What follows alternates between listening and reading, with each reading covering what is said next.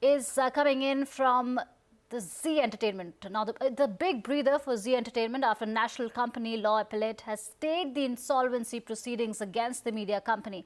The NCLAT has also issued a notice to IndusInd Bank on the plea filed by Zee Entertainment. The tribunal is set to hear the matter again on 29th of March. Ashmit Kumar joins us with the court action. Ashmit, over to you.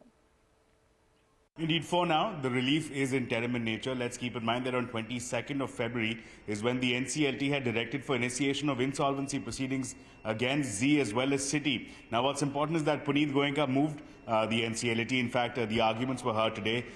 The arguments that had been put forth by Zee essentially rested on two grounds. Number one is that Zee argued before the NCLT that, look, as far as the corporate guarantor aspect is concerned, Zee is a corporate guarantor not for the entire debt amount that has been taken on by City, but in fact only to the limited extent of tranche payments that have to be made for interest repayment. And that is the first leg of the argument. The second leg of the argument is, and this Zee argued, is a violation of principles of natural justice, which basically leads on to say that Zee was not allowed a hearing before the NCLT had directed for insolvency proceedings, that arguments were not heard.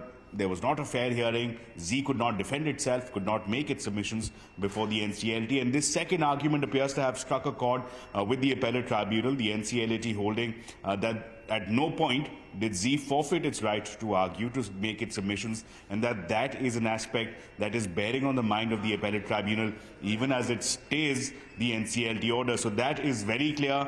The NCLT order directing for insolvency proceedings against Zee has now been stayed by the Appellate Tribunal. Notice has been issued to IndusInd Bank, and thirdly, this case will come up for hearing on March 29th. Now, importantly, IndusInd Bank, there are two aspects here.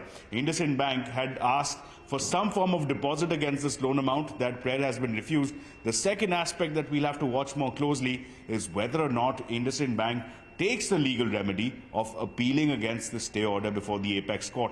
If this fight travels there, again, all bets are off. It could be more pain in store for Zee, but that's, of course, for a later date, depending on whether or not IndusInd chooses to move the top court. But for now, certain relief coming in for Zee. That big concern on the insolvency proceedings being stayed by the Appellate Tribunal. Back to you.